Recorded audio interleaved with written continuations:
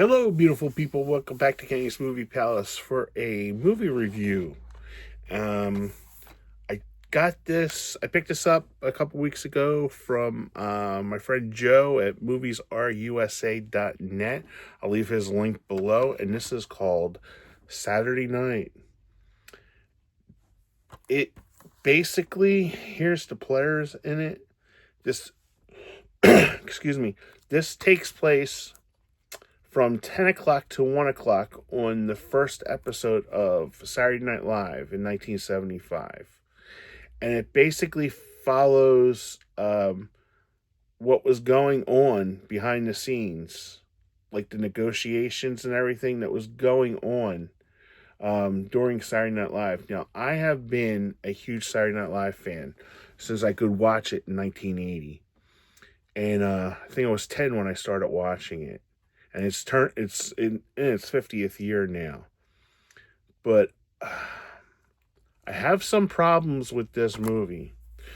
The acting was good. The main guy in it, Gabriel LaBelle, he plays Lorne Michaels, who's the producer of the executive producer of it. And all these were the basic troop were from Groundlings in Second City in Chicago, National Lampoon. That's where they got Chevy Chase, and a lot of them were from Canada. Gilda Radner, Dan Aykroyd. Belushi was located in Chicago with Chevy Chase, and they do tell the story of Billy Crystal. Billy Crystal was supposed to be one of the people on the show, but because of time, his slot was cut from 4 minutes to 2. It was supposed to be originally 6, and then they cut it down to 2, and he basically was in a comedy team, and the girl took the spot instead of him, and never heard of the girl anymore after that.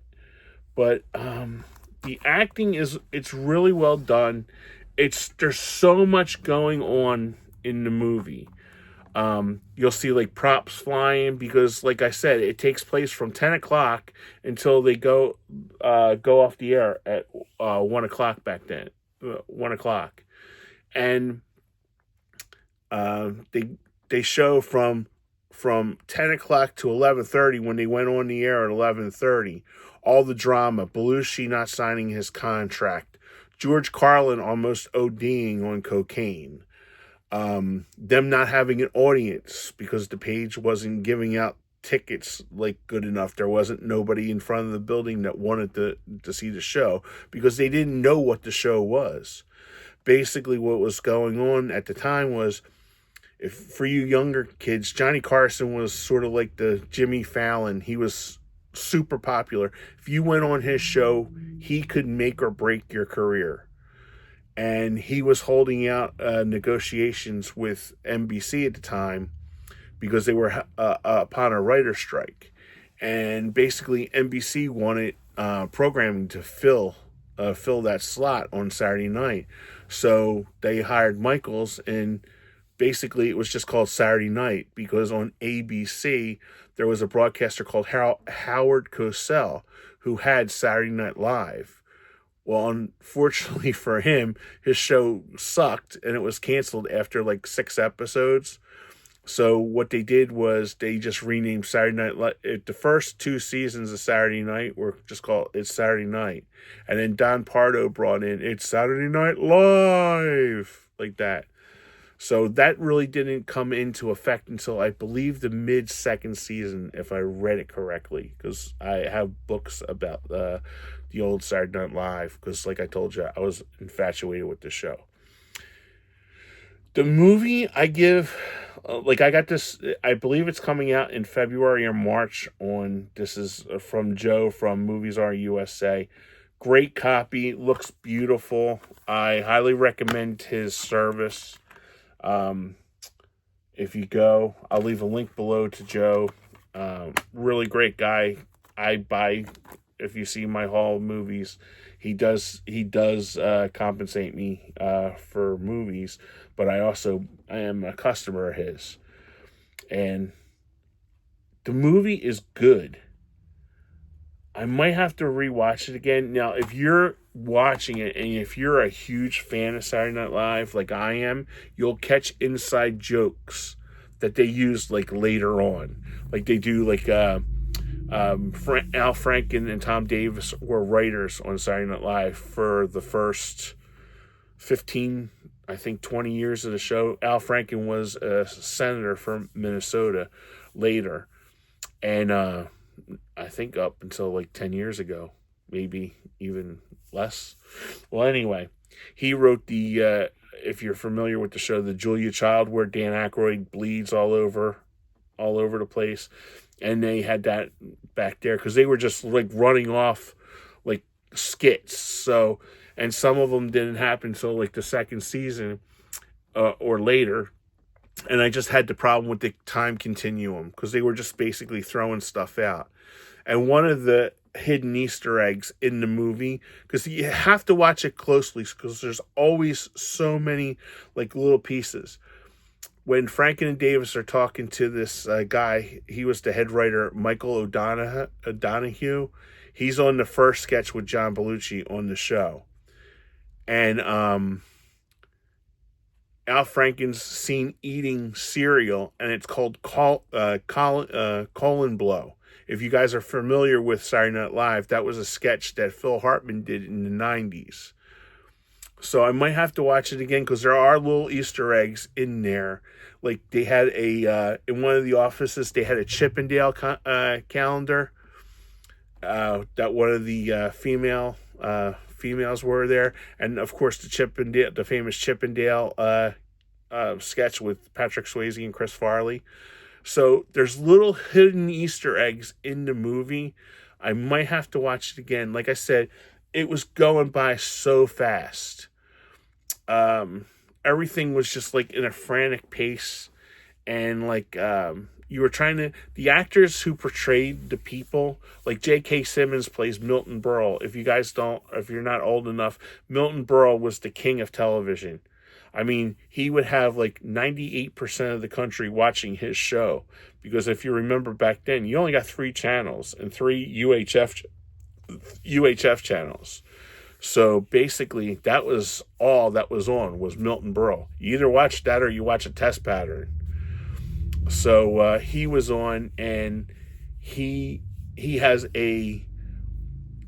Berle was known for having a huge, I'll just say, appendage, a rather large appendage, and he was hitting on Chevy Chase's then fiance, and they kind of lead into it where that's where Chevy Chase's famous line came up. I'm Chevy Chase and you're not, because he says something to Milton Berle. And I'm like, oh, is that how he came up with that, like quick line? They don't go into that, but if you're a Saturday Night Live fan, you'll catch it. So I know it is available now on streaming services, and it does come out, like I said, I believe it's February. I might be wrong on that. When I looked it up on Blu-ray.com, it did say February. But like I said, I picked this up from Joe from moviesusa.net. I'll leave his link below. And like I said, he does great stuff. As you can see from my haul videos, I do buy from him regularly. So I gave this 3 out of 5. And like I said, I have to watch this again. The acting's really good. I thought they got the guys that did Aykroyd and especially Chevy Chase were very good. Belushi was okay. Now, every book that I have read about Jane Curtin, they said she was like sort of like the mom figure, but in this they portrayed her as like loosey-goosey. Because in one of the books that I read, Jane didn't partake in any of the drug use, because she was a married woman, and she went home like right after the shows and stuff.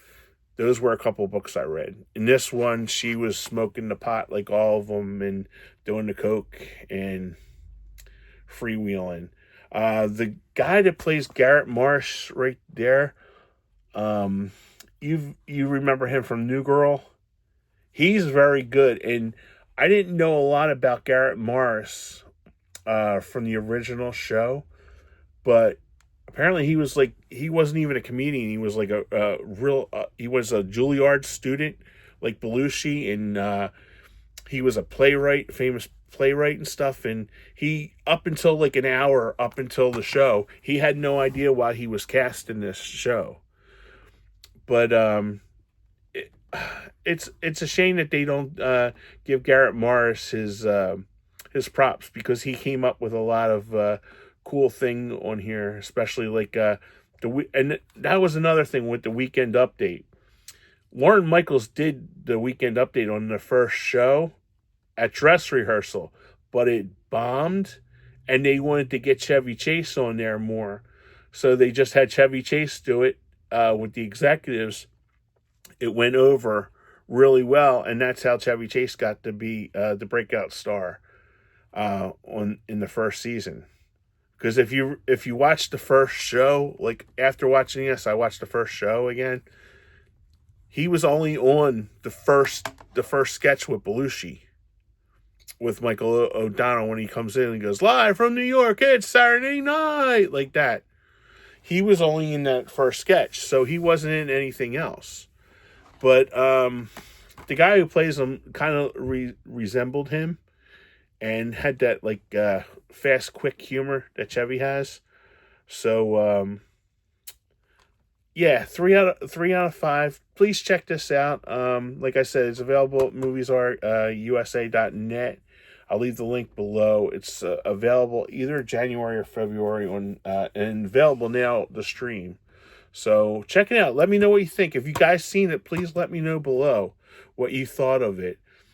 I definitely have to watch this again, like I've been saying. So, all right, guys, that's my review. I will have more. I'm going to be doing more into 2025, which is only about 6 hours till we get to 2025. So, guys, thank you for watching my channel. If you like everything, like, comment, subscribe, all that good stuff. And thank you for all my new subscribers, to my old subscribers. Thank you, guys. It really means a lot that you spend a little time watching these videos. So thanks, guys. Have a blessed 2025, and I'll be seeing you real soon.